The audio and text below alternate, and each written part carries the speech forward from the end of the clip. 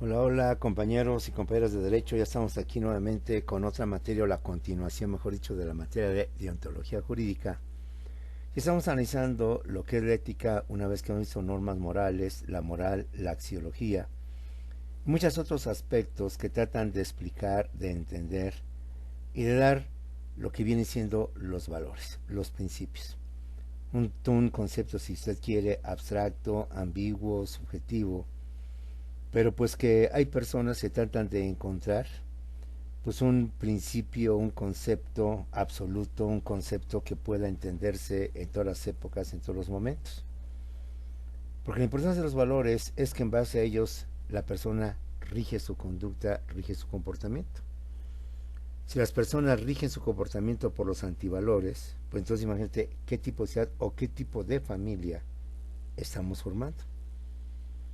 Pero si entre la familia o entre la sociedad estamos rigiendo a una sociedad, a sus integrantes, por medio de los valores, pues comprenderás entonces que estamos formando unas buenas familias funcionales y una sociedad 100% funcional. Ética, axiología, moral, deontología inclusive, pues tiene por objeto enseñarnos cómo debemos de actuar, cómo debemos de desempeñarnos. Cada uno de su punto de vista, cada uno de su perspectiva, con sus principales exponentes que lo vamos a ver ahora, y que pues este es el problema, que todos tenemos diversas interpretaciones o diversas maneras de ver las cosas. Y esto es en el aspecto doctrinario, en el aspecto científico, pues imagínate en el aspecto coloquial, en el aspecto de personas, pues se entiende por qué, con mayor razón, tenemos esta serie de conflictos y de problemas sobre esto, sobre aquello y todo lo que se viene presentando. Una vez que hemos visto lo que es la moral, las normas morales, lo que es la ética, la axiología y lo que viene siendo inclusive la deontología jurídica como un pequeño adelanto sobre cuál es el valor fundamental del derecho. Y aún así tampoco nos ponemos de acuerdo. Para algunos el bien o la final suprema del derecho es la justicia, como vimos en una clase que después vamos a ahondar. Para otros no, es el bien común. No, para otros es, bueno, el bien común entendemos la igualdad social entre todas las personas. Para otros son los derechos humanos, es la libertad. El valor principal que debe de vigilar el gobierno, deben de cuidar las personas, es la libertad. La libertad es el valor supremo máximo dentro de una sociedad. Y si nos ponemos a debatir, pues cada uno de nosotros va a sacar sus conclusiones, va a tener su valor universal dentro del derecho. Quizás uno conlleve al otro, pero en esencia, la idea es hacia dónde van. Recuerdo que hace un par de meses se quiso crear un debate donde Obrador, pues entendiendo la maña por donde iba, dijeron que para López Obrador el fin fundamental es la justicia. El fin fundamental de la Suprema Corte, hasta su nombre lo lleva, es la justicia.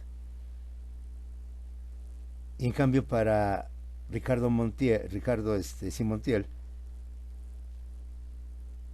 decía, no, Monreal, estoy confundido con el gobernador el ex gobernador del Estado de México, ahora con las elecciones, etcétera. Bueno, Ricardo Monreal decía que no, que lo principal es el derecho, la aplicación del derecho. Ahora decía que por eso la Suprema Corte de Justicia debe llamarse más bien Suprema Corte del Derecho y no Suprema Corte de Justicia. A la Suprema Corte le importa aplicar el derecho, pero no le importa aplicar la justicia. Y Morales decía, no, lo importante es el derecho, el respeto a las leyes y no tanto la justicia. En fin, jóvenes, estamos en temas donde tú como futuro abogado vas a tener esa disyuntiva, esa situación, y lo repito y repetiré constantemente. No basta, no es suficiente fundamentar mi demanda, mi contestación en una ley, en un artículo, un inciso, un apartado, un renglón, sino que a todo ello le voy a dar una unidad que convenza principalmente al juez, al Ministerio Público en su momento oportuno, que a mí me asiste la razón.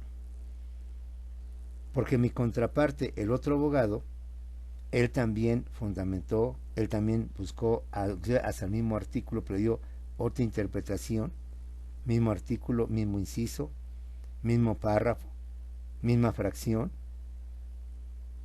también ofreció pruebas y él también va a tratar de convencer a través de los argumentos que a él le asiste la razón.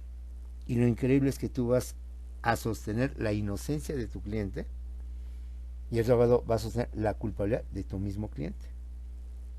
Entonces, vamos a enseñarnos a razonar, a pensar, a ampliar nuestro criterio y a entender que hay esta gran diversidad de criterios. Y al final la que va a prevalecer es la que sea más convincente, más lógica, más congruente.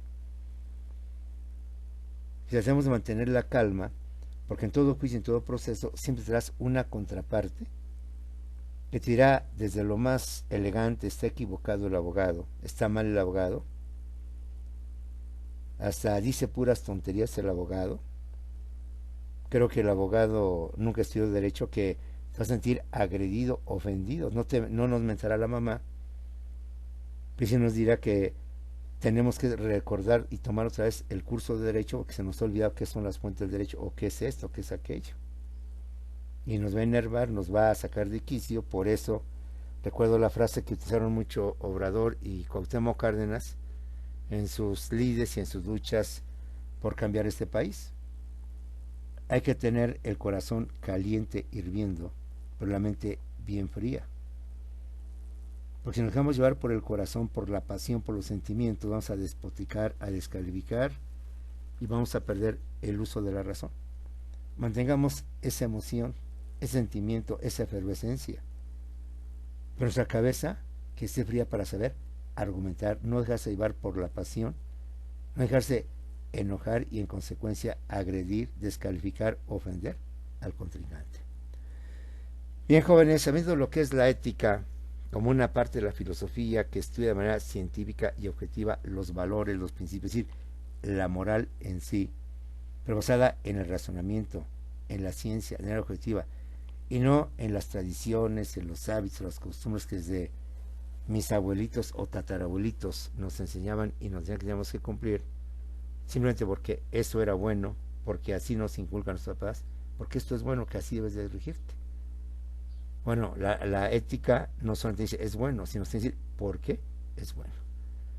Es decir, los argumentos por qué es bueno, y no el argumento de la moral es que así nos lo inculcaron nuestros padres. Es que así se acostumbra en este pueblo, en este lugar, a hacer así las cosas.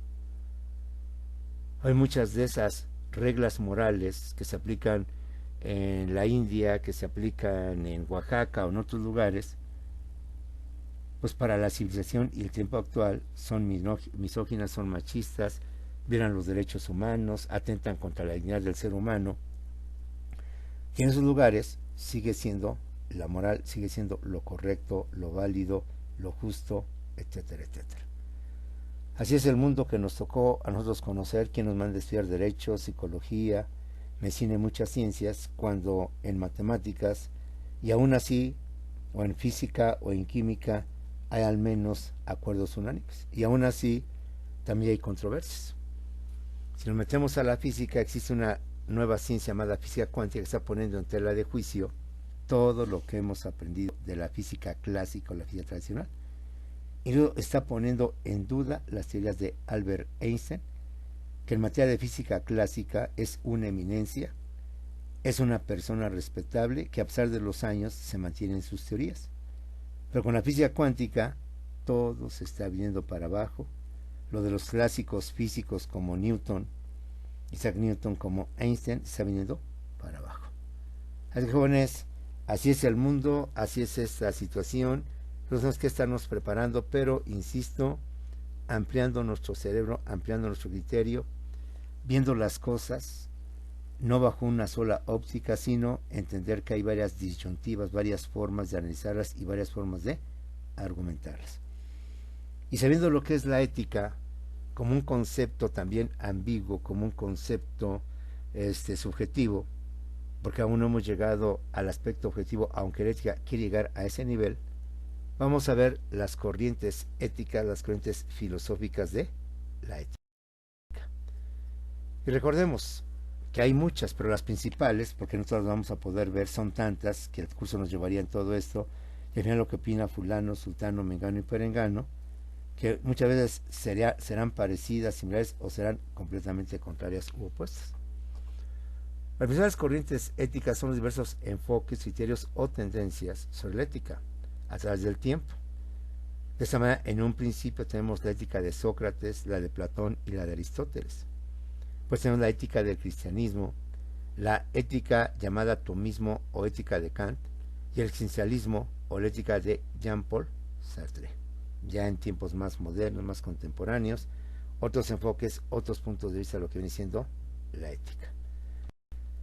Y pasemos pues, una vez que hemos hecho el análisis en la clase anterior, lo que representan estos filósofos clásicos griegos, que llevan a su máximo esplendor a la filosofía, pues tratan de explicar todos los fenómenos, no a través del dogma religioso, no a través de los mitos o las leyendas, sino a través del razonamiento, a través de la mente humana, a través de la reflexión, y basados justamente en eso, en razonamientos lógicos y coherentes que nos puedan convencer. Y acuérdate que es la gran virtud de la filosofía y del filósofo, que la diferencia del científico no necesita pruebas, documentos, evidencias para acreditar sus afirmaciones, sus postulados, sino que él, a través de la lógica, a través del razonamiento coherente, nos convence de que así son las cosas. Y esto es una parte fundamental del abogado, porque muchos pensamos que con las pruebas es más que suficiente. Con aportar pruebas, con demostrar esto, con demostrar con fotografías, con lo que tú quieras esto, ya quedó. Pero no, todavía en una parte más, porque vuelvo a lo mismo. Tu contraparte, otro abogado, va a sostener lo opuesto, lo contrario a lo que estás afirmando. Empecemos pues sobre esas corrientes y empecemos con el maestro Sócrates. Sócrates es el primer filósofo clásico, fue el primer de todos ellos de esta tríada o de este trío, y fue por tanto el maestro de Platón. Y algo muy importante para nuestra clase, es considerado como el padre de la ética. Es considerado como el fundador de esta rama de la filosofía llamada ética, destinada al estudio objetivo, racional, reflexivo, científico de la moral, de los valores, de los principios que rigen la conducta del ser humano. Sócrates es el primer filósofo clásico, fue el maestro de Platón y es considerado como el padre de la ética. Ahora, ¿cuáles son sus principios éticos? Son varios, vamos a ver los más importantes o más trascendentales, porque al analizar toda la filosofía de Sócrates, como la de Platón o Aristóteles, no acabaríamos, son cursos completos que hay que llevar para entender en su contexto, en su complejidad, ese pensamiento. Veamos nada más desde el punto de vista ético. Considera que la virtud es la máxima aspiración del hombre. Más que las riquezas, más que el dinero, es la virtud, el ser y convertirnos en personas virtuosas. Y que el conocimiento es la mayor de las virtudes. Para Sócrates en su tiempo, la justicia, el bien común, la solidaridad y tantos valores no lo son, sino que la máxima valor o el máximo logro del ser humano es el conocimiento. Considera que la virtud es la máxima aspiración del hombre, convertirse en un hombre virtuoso. Hombres virtuosos ya lo hemos visto, y hoy con respeto no tomen forma despectiva: Jesús, Mahatma Gandhi, Ricardo Flores Magón, Martin Luther King, Simón Bolívar y una larguísima lista de hombres virtuosos.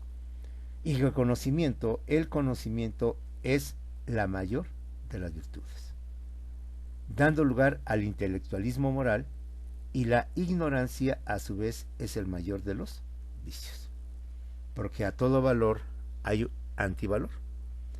A la honestidad le acompaña la deshonestidad, o a la sinceridad le acompaña la hipocresía, la falsedad. A la responsabilidad le acompaña la irresponsabilidad.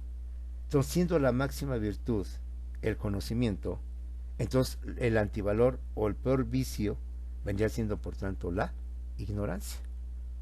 Él por tanto se inclina más que buscar en la soledad, en el amor, en la justicia. Él considera que la máxima virtud viene siendo el conocimiento. Y por tanto el mayor vicio o el peor vicio, lo opuesto al conocimiento, es la ignorancia. Esto da lugar al intelectualismo moral. El intelectualismo moral socrático identifica el conocimiento como una virtud. Es decir, para Sócrates el conocimiento es una virtud, es un alto valor. Es una meta que el hombre debe de alcanzar en esta vida. Basta el conocimiento de lo justo, la autognosis, para obrar correctamente. Conociendo y realizando el bien se obtiene la felicidad. Si todos entendemos y comprendemos lo que significa el bien y conocemos lo que es actuar y comportarnos conforme al bien, entonces eso nos va a permitir actuar siempre bien, actuar siempre correctamente. Y si actuamos bien y correctamente, obtendremos por tanto la felicidad. Es obvio que al final Mahatma Gandhi, que siempre buscó el bien, la independencia, la libertad para su pueblo, al final logró su propósito y donde se sintió el hombre más feliz del mundo. Y si analizamos a cada uno de estos seres virtuosos que cumplieron su objetivo, y que su objetivo fue hacer el bien, conducirse siempre por el bien, sin maldad, sin buscar un enriquecimiento propio, sin buscar una fama propia, sino solo el bien a sus semejantes, como fue Jesús, independientemente de las pruebas, de los sacrificios que tuvieron que hacer, como el de Ricardo Flores Magón, pues llegan a la felicidad. Si Ricardo Flores Magón hubiera vivido, hubiera visto la acción de 1917 y la especificación concreta que en el artículo 123 de 1917 se estableció que la jornada era de 8 horas, pues imagínate, hasta la muerte hubiera sabido deliciosa. Porque un hombre satisfecho, un hombre contento de haber cumplido su objetivo en la vida. El intelectualismo moral socrático identifica el conocimiento como una virtud. Basta el conocimiento y entender en toda su extensión qué es lo justo, qué es lo correcto, qué es lo bueno. Y al entender en toda su extensión, en toda su complejidad, lo justo, lo correcto y lo bueno, para que nosotros podamos obrar o actuar o conducirnos correctamente. Conociendo y realizando el bien, es como usted y yo vamos a obtener la felicidad. Entonces, el punto máximo o la máxima expresión del hombre es la virtud. Y la máxima virtud es el conocimiento. Y si tú y yo conocemos en toda su amplitud lo que es el bien, lo que es lo bueno, lo que es lo bondadoso, lo misericordioso, y lo actuamos y lo aplicamos en todos los actos de nuestra vida, pues entonces, compañeros, seremos inmensamente felices. Ni Mahatma Gandhi, ni Martin Luther King, ni Ricardo Flores Magón, ni Jesús se hicieron ricos. Ni buscaron riquezas, ni buscaron fama, ni buscaron prestigio, ni buscaron honores. De hecho, recuerda que de acuerdo que la historia es muy ingrata, solo cuando mueren estos personajes y tiempo después es cuando se les honra, se les reconoce, se les da el prestigio, pero mientras viven, pues ni tan siquiera, al contrario. Tan es así que la mayoría de ellos fueron asesinados o murieron en una etapa muy joven. ¿Por qué nadie defendió a Jesús? ¿Por qué nadie defendió a Magón? ¿Por qué nadie defendió a Gandhi de la cárcel? ¿cuál fue el delito que nadie se atrevió a defenderlos? ¿Quién se atrevió a hacer por ellos algo? ¿Mm? Salvo que usted me diga, pues Jesús amasó una buena fortuna, se hizo llamar, porque él nunca se hizo llamar el rey de los judíos, así le hicieron los romanos como una especie de burla hacia los judíos, y cosas por el estilo. Entonces, compañeros, conociendo usted y yo el bien y entendiendo lo que es el bien, lo que es lo justo, si yo lo entiendo, lo comprendo en su extensión, mi comportamiento y conducta va a ir por ese lado. Y nada me tocará, nada me llegará, ninguna tentación, nada de nada. E independientemente de mis ideas políticas, usted sabe hacia dónde voy o qué es lo que estimo, hay que analizar a López Obrador en ese sentido, jóvenes. Y él lo ha dicho, no es bueno apegarse al poder ni apegarse al dinero. Él desde que era líder, y yo lo seguí, siempre me pregunté y me hacía una pregunta, porque él también lo llegó a decir. ¿Cuánto dinero crees que le ofrecieron en diversos momentos para que, al igual que Magón, dejara su lucha, dejara de hacer su vida política y se uniera, vamos a decir, a los malosos? ¿Mm? Recuerda que 4 ministros, 2 ministras y bueno, 3 ministras y un ministro fueron propuestos por Obrador, con el fin de que ellos hicieran sobrepeso en la Suprema Corte y por tanto sus reformas fueran avaladas y todos los amparos en contra de Obrador fueran avalados. Y 2 de ellos, un hombre y una mujer, ahorita no recuerdo sus nombres, discúlpame, se le voltearon. Y hoy están en contra de lo que López Obrador está proponiendo. Solo se mantienen 2. La ministra Esquivel y la otra que es Loreta. ¿Cómo cambiaron? Pues el billete es el billete, la lana es la lana. Y siempre he pensado, y como él lo ha dicho, sí, varios me ofrecieron muchas cosas. Y no le ofrecieron 2,000, 3,000 pesos, le ofrecían millones y millones de pesos. Como se dice, llegando a ese mundo típico, les damos un cheque en blanco, tú ponle los ceros que quieras, ponle el número que quieras y los ceros que tú quieras. ¿Mm? Y sin embargo se ha mantenido, o al menos por mucho que se le ha criticado y se le ha señalado, pues no hay evidencias o no hay pruebas de ese enriquecimiento, que las pueda haber a futuro, que lo dudo, pero pues bueno. Así que, jóvenes, independientemente de las tendencias políticas, hay que pensar al ser humano y verlo independientemente de nuestra pasión política. Creo que estamos ante un caso muy excepcional, que había que analizarlo, había que traerlo, y quizás con el tiempo, si Dios también me presta vida y me presta dando clases, puede incluirlo ya con toda la seguridad. La tengo, pero pues ahí todavía mucha gente lo va a tomar como a la visconería, como lo que tú quieras, y meterlo junto con Ricardo Flores Magón, junto con estos grandes hombres virtuosos que rara vez o muy pocas veces llegan a darse en este mundo. El idealismo moral socrático identifica el conocimiento como una virtud, basa el conocimiento de lo justo, y no solo de lo justo, del bien, de la honradez, etcétera, para obrar correctamente. Conociendo y realizando el bien se obtiene la felicidad.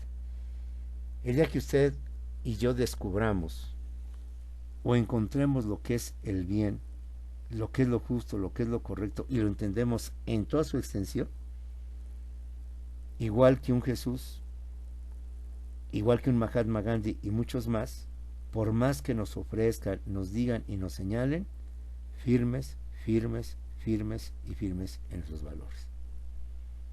Y por más que las tentaciones lleguen a su punto culminante por dinero, por cargos, por lo que usted quiera, por fama, por prestigio, firmes, firmes y firmes.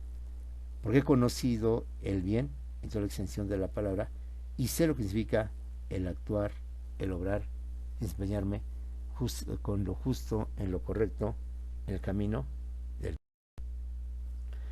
La razón debe de servir para conocer lo bueno y actuar conforme a ello.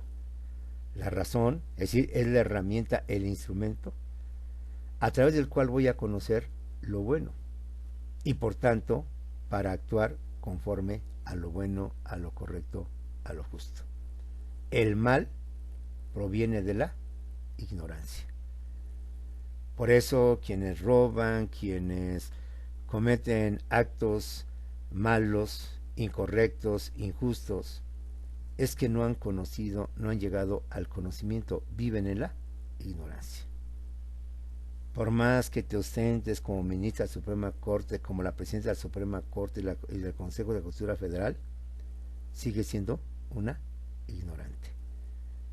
Porque no has conocido la justicia, porque para ti justicia es liberar, exonerar de la estafa maestra a Rosario Robles, liberar y exonerar las cuentas de Palomino, el que torturó a los 43 de Ayotzinapa y posiblemente hasta los mató, o formó parte de su masacre, el que hayas liberado o hayas impedido que Ovidio Guzmán sea extraditado a Estados Unidos, donde ahí la justicia es de otra manera, de otro tipo.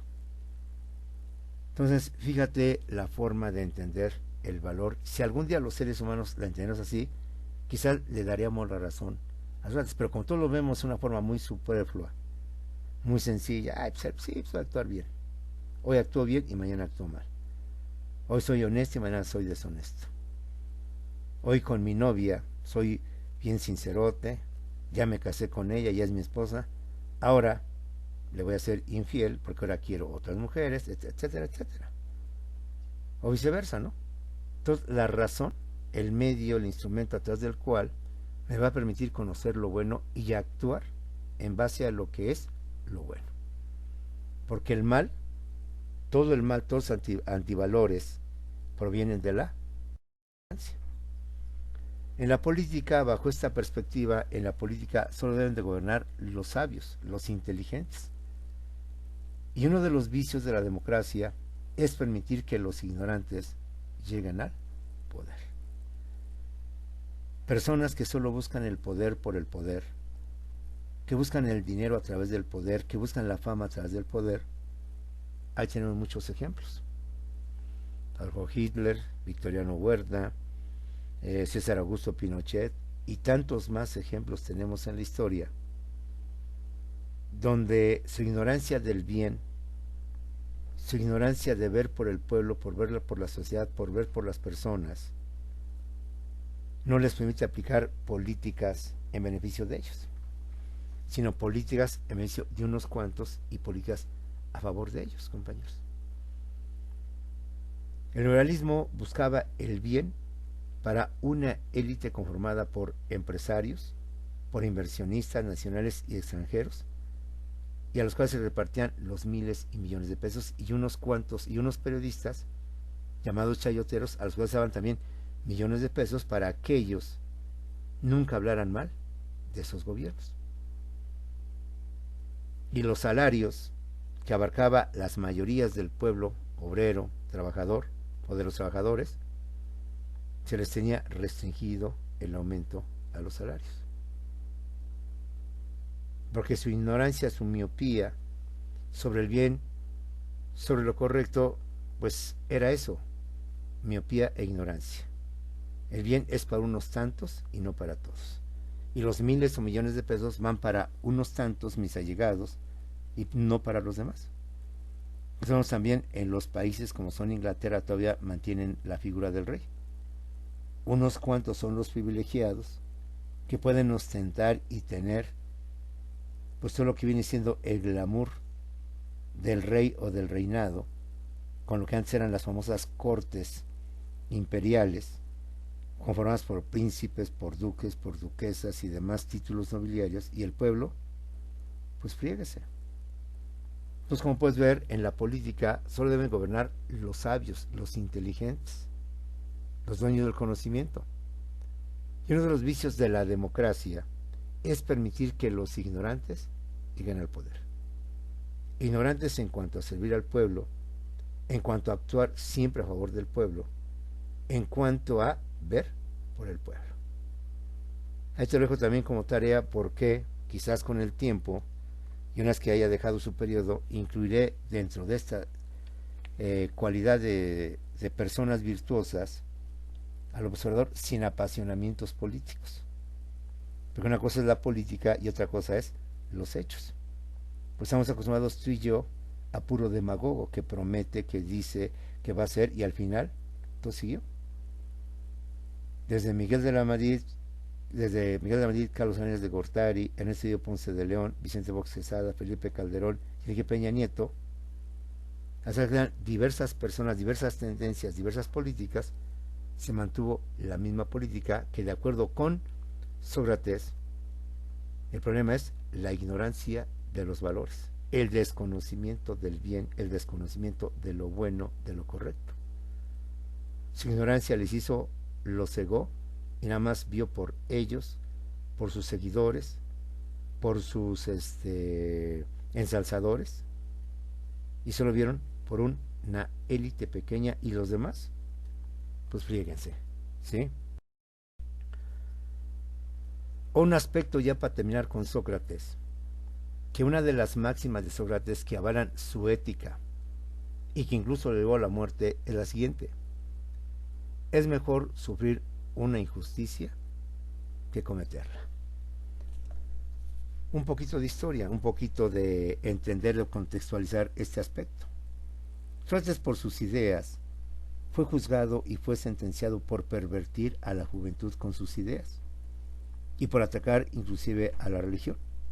Entonces, injustamente, dicen la mayoría de los libros de historia o de filosofía, se le condenó a morir, a tomar en aquel tiempo como pena de muerte la cicuta, un veneno, y con eso se iba a morir y cumplía la sentencia por corromper a la juventud con sus ideas y por desvirtuar a la religión. Ante este hecho, sus discípulos trataron de convencerlo y disuadirlo de que se escapara, siendo algo injusto lo que hacen contigo, maestro. Nosotros te vamos a ayudar para que te fugues, para que te vayas, porque esta es una injusticia que están cometiendo contigo. Porque realmente lo quieren es acabar con tu pensamiento, porque en aquel tiempo Sócrates, como todo idealista, pensar con estas ideas, tenía grandes enemigos. Es decir, le ofrecieron como a Magón salvarse. Sálvate, maestro. Los discípulos asumen la responsabilidad y hemos creado un plan para que te puedas escapar, no te encuentren y por tanto sigas vivo. Es decir, a Sócrates le ofrecieron no la libertad como a Magón, sino la vida. Claro que con Magón iba la libertad y la vida. Y Sócrates dijo, no. No, porque aunque injustamente me están condenando a la muerte, y aunque yo estoy consciente que esto es injusto, diríamos ilegal, inmoral, asumo la sentencia que me están dando. Pero no quiero yo convertirme en un violador, o en un prófugo, o en una persona que escapa supuestamente de la justicia. Porque la justicia me condena y porque la justicia me dice que debo de morir por yo pervertir a la juventud. Y entonces Sócrates, en base a sus principios y con el fin de no traicionarlos, él decide, por tanto, tomar esta sentencia que para los que lo acusaron era justa y para los que se veían era injusta, tomar la cicuta. Y murió.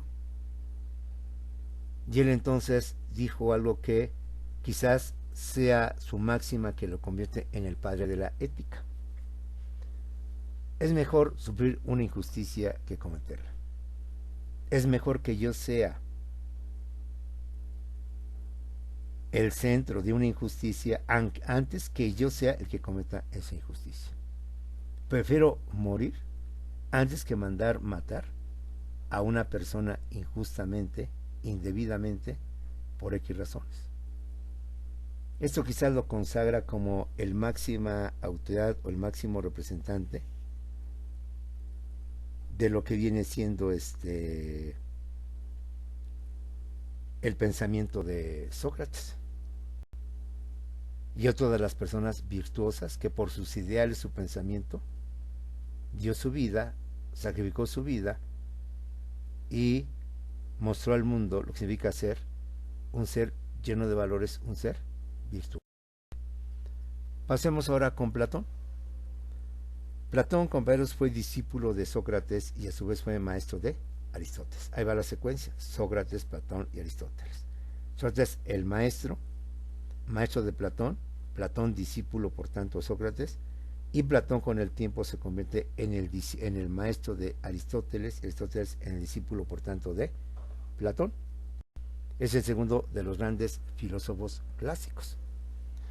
Es el creador o fundador de la corriente filosófica llamada idealismo objetivo o teoría de las ideas innatas. ¿Qué es el idealismo objetivo de Platón? Según esta teoría del idealismo objetivo, usted y yo vivimos en dos universos o realidades paralelas. Los seres humanos vivimos en un mundo dual, en dos realidades o universos paralelos. El primero es el mundo material, el de las cosas, el que percibimos, el que tocamos, en donde usted y yo vivimos. Ese mundo donde usted y yo vivimos actualmente, el mundo material, el mundo que tocamos, el mundo que percibimos, para Platón, es el universo falso, ficticio. Ese mundo simplemente donde usted y yo vivimos es un mundo falso, es un mundo ficticio. Obviamente para la ciencia, para el científico, no, este es el mundo verdadero, este es el mundo real, esta es tu realidad y en él vives y en él te encuentras con todos sus vicios y todas sus virtudes y sus defectos.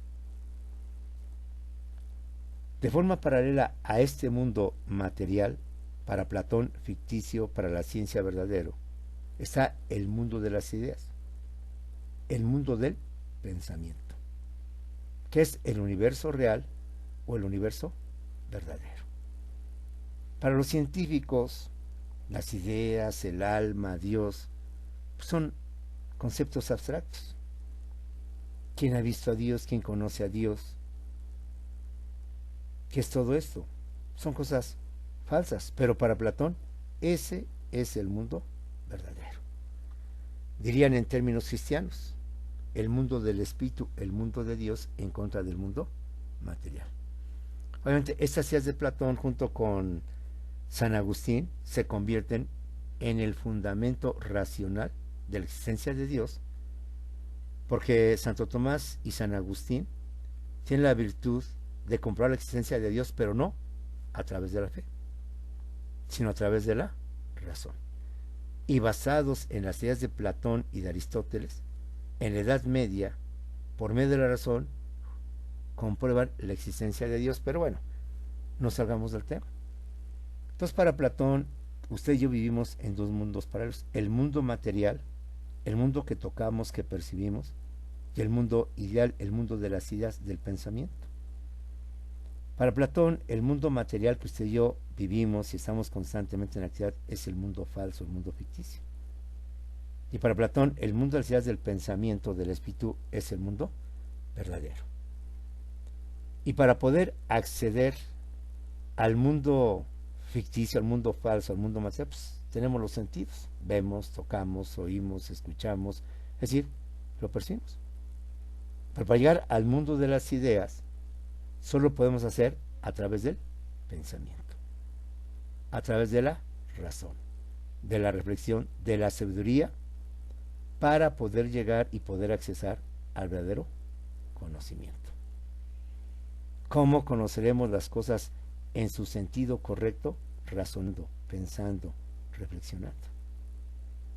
Entonces es el mundo de las ideas, el mundo de las teorías, el que nos va a permitir encontrar y conocer las verdades absolutas, el conocimiento verdadero. De esta manera, la ética de Platón la podemos manejar como que el objetivo de la vida del hombre es la vida buena, virtuosa, bienhechora, igual que su maestro Sócrates, que busca atender las necesidades materiales y las necesidades espirituales. Aquí podemos decir que Platón le agrega algo más.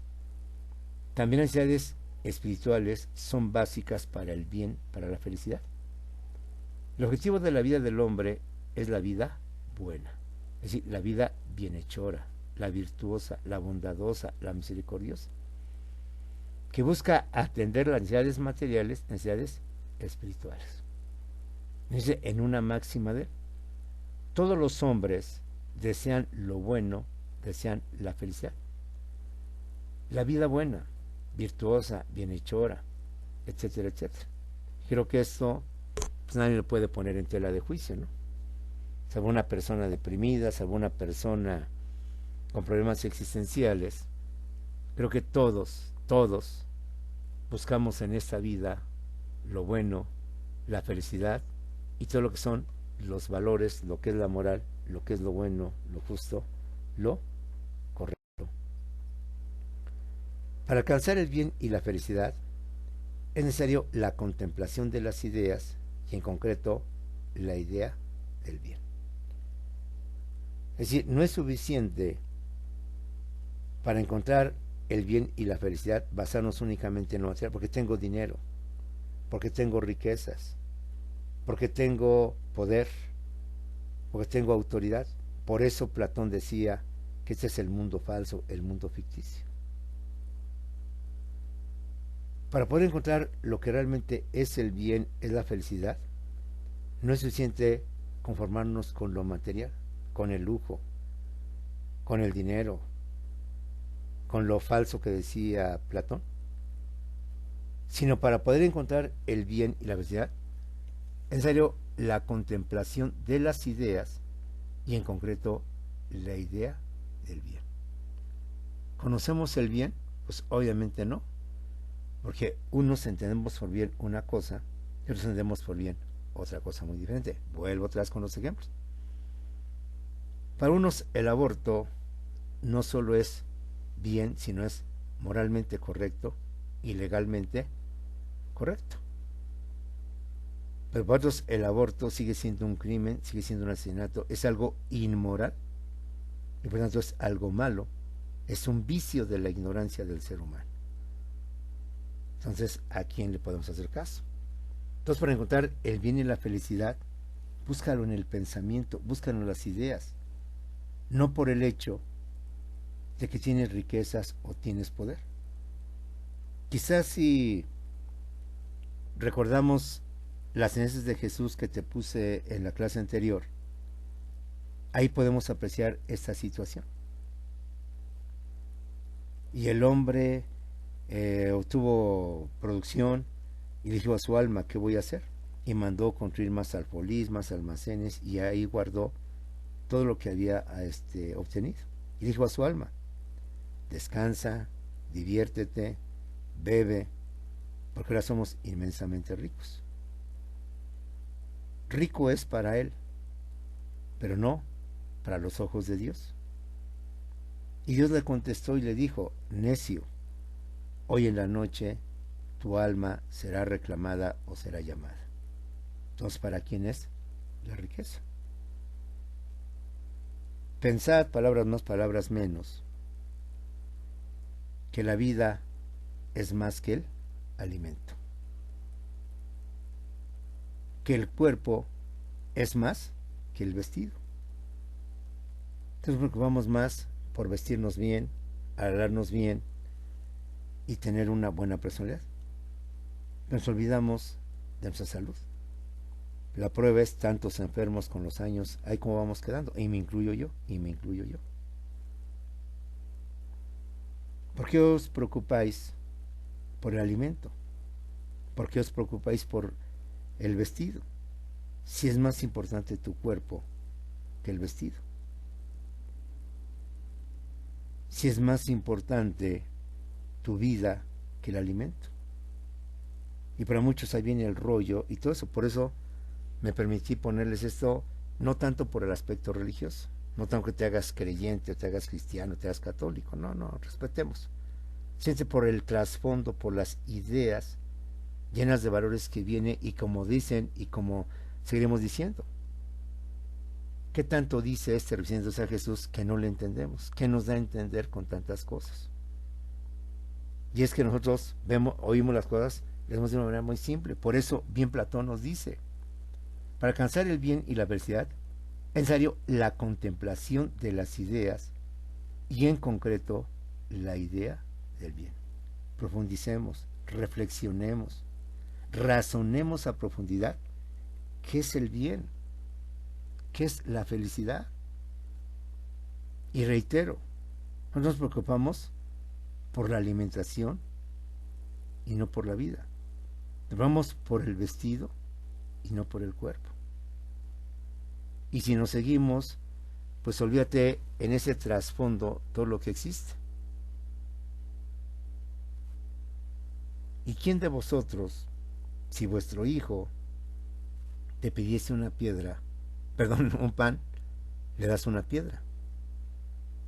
Y si te pidiese un pez, le das una serpiente. Si vosotros, siendo malos, sabes dar buenas dádivas, con mayor razón, cuánto el Padre puede darte a ti. Vosotros te preocupáis, y aquí viene esta otra parte, ¿no? Lo que ya te dije, ¿no? Más por el alimento que por la vida. Te preocupáis más por el vestido que por el cuerpo. Buscad las riquezas, pero no buscad el reino de Dios. Y así por el estilo. Entonces hay un trasfondo.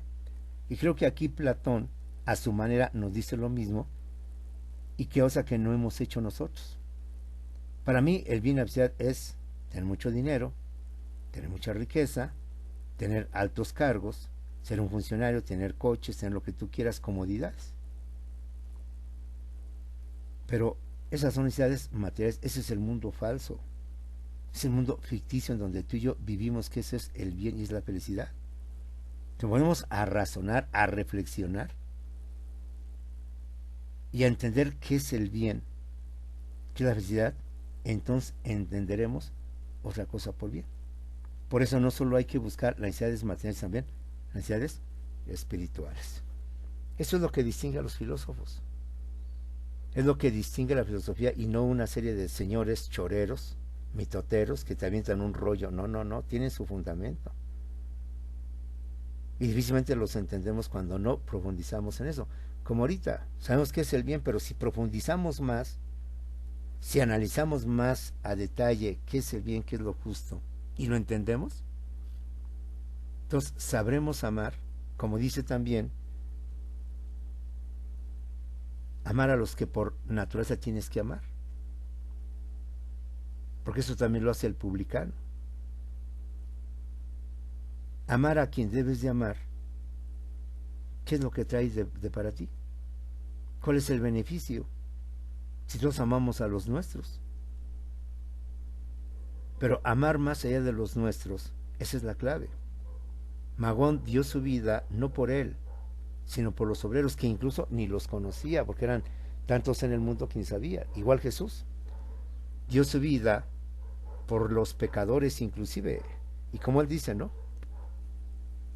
Y con esto no te trato yo de hacerte creyente o pensar que yo soy pastor. No, no, no, no, no, no. Yo respeto, pero la idea es que hay un profundo pensamiento de esas palabras que si las analizamos como nos dice aquí Platón, entenderíamos quizás mucho mejor algunas cosas.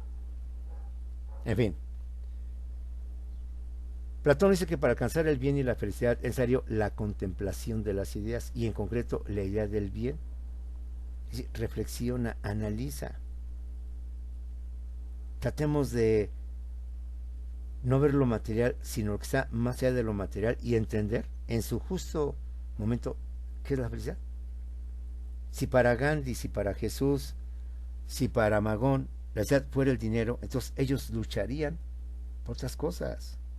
Si para Martin Luther King era el poder, entonces él le valdría los derechos de su raza, de los negros.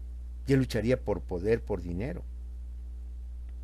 Tengo que repetir, bajo esa perspectiva trato yo de entender y analizar y con el tiempo espero tener más argumentos, con más evidencias de lo que realmente es López Obrador.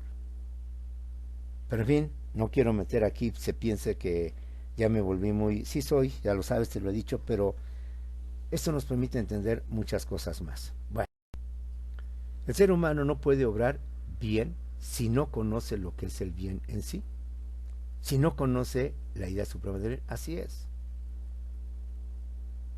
Si yo nada más conozco el amor, en el sentido de que amor es amar a mi mamá, a mis hijos, a mi familia, no estoy entendiendo realmente qué es el amor.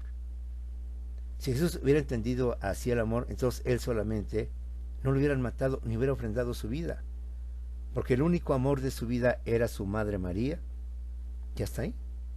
Pues ¿para qué me voy a inmolar y voy a autoflagelar o a dejar que me flagelen? Si después de todo, la humanidad ni es mi hermano, ni es mi primo, ni es nada. La única es mi madre. Si a mí me dijeran los romanos, vamos a matar a tu madre, salvo que tú des la vida por ella, entonces ahí entenderemos que Jesús la dio nada más por su madre. Entonces el ser humano no puede actuar bien, no puede ser una persona bondadosa, si no conocemos qué es el bien y qué es la bondad, porque tenemos una idea muy vaga, muy simple, muy simplona, de lo que es el bien, de lo que es la bondad. Y la idea suprema es el bien. Y cuando tenemos una persona, yo nunca la tuve porque no viví en esa época un Jesús, porque yo nunca conocí a un Ricardo Flores Magón, porque yo no viví en esa época, aunque estoy ya viejito y ruco, porque yo nunca tuve la oportunidad de conocer un Mahatma Gandhi cuando yo, porque él era de la India, yo estaba destinado a vivir en México, porque yo nunca fui gringo, fui negro y viví en Estados Unidos en la época de Martin Luther King. Entonces me toca vivir otra etapa, otro momento para entender a esta otra persona. Y para que yo conozca, aplique el bien, pues hay que conocerlo. Decía la Madre Teresa de Calcuta, dar limosna no es nada más dar un peso o 50 centavos. Dar limosna es dar a lo que te duela. Cuando es limosna, da 500 pesos. Te va a doler, ¿verdad? O sea, como que, es como que 500 varos. Pero en cambio dar un peso o 5 pesos, nos sentimos maravillas. ¿Eso es el bien? Eso no es el bien. ¿Es la bondad? Eso no es la bondad. Decía la Madre Teresa de Calcuta que eso es para convencernos. Cuando des limosna o des algo, es porque te va a doler lo que estás dando. Soy un peso, 5, 10 pesos, total. Pero si doy 500 pesos, lo voy a pensar, lo voy a decir, pues no, pues como quiero. O doy 1000 pesos, que esa persona sí los va a necesitar más que nosotros. Pregúntame a mí, ahora esta etapa que he estado viviendo, converso. ¿Cómo se valora todo eso? En fin, el ser humano no puede obrar bien si no conoce lo que es el bien en sí, ni la idea tampoco suprema de lo que viene siendo el bien. A veces confundimos los bienes verdaderos con los aparentes. Pensamos que los placeres sensibles o mundanos, las riquezas, los honores, las comodidades, las diversiones, son los bienes verdaderos. Pensamos que eso es lo máximo a lo cual tenemos que llegar. Y por lo mismo, si analizamos a estos personajes, Jesús, Mahatma Gandhi y demás que te he mencionado, nada más como ejemplo, ¿cuándo buscaron esto? ¿Cuándo buscaron esto? ¿Y cuándo lo obtuvieron? Vivieron humildes, vivieron sencillos, murieron humildes, murieron sencillos. Nunca buscaron los placeres mundanos, nunca buscaron las riquezas, los honores, las comodidades o las diversiones. Y aprovecho ahorita este corte comercial. El día de antier o de ayer hubo una cena ahí con las corcholatas y con los gobernadores de Morena en un restaurante que está cerca de Palacio Nacional. Y estuvo lloviendo. Está viralizando en redes que López Obrador salió solo y llevaba su paraguas, y él mismo llevaba su paraguas, y él mismo por tanto se protegió de la lluvia. En cambio, señores como Marcelo Ebrard, como Claudia Sheinbaum, como el gobernador de Veracruz o de Morelos, Cuitlahua García y Cuauhtémoc Blanco, entre otros, con superioridad, con poder, pero con menos que el presidente de la República, llevaban un asistente que les llevaba el paraguas para que no se mojaran. Y se dicen, ¿cómo es posible que un presidente que tiene el máximo cargo, el jefe supremo de las Fuerzas Armadas, él, sin que lleve guaruras, sin que lleve asistentes, él solito se cubre el agua con su paraguas, y los otros, con su soberbia, con su manera, o con lo que tú quieras, llevan un asistente que se va mojando, pero que no va a permitir que su jefe, que su patrón, se moje? Entonces, ¿qué son los bienes verdaderos? Por eso Platón nos decía, y muy correcto, vivimos en un mundo falso, en un mundo ficticio, un mundo mentiroso. El día que conozcamos a través de las ideas del pensamiento el mundo verdadero, que es el espiritual, el del razonamiento, el de las ideas, cambiaremos completamente todo esto. Bueno, jóvenes, pues ya los dejo descansar, nos vemos en la siguiente clase y sigamos analizando eso que para mí, vuelvo a repetir, no es choro, no es rollo, es comprender mejor y entender más esta humanidad y esta forma de ser. Nos vemos, jóvenes, en la siguiente clase de deontología jurídica.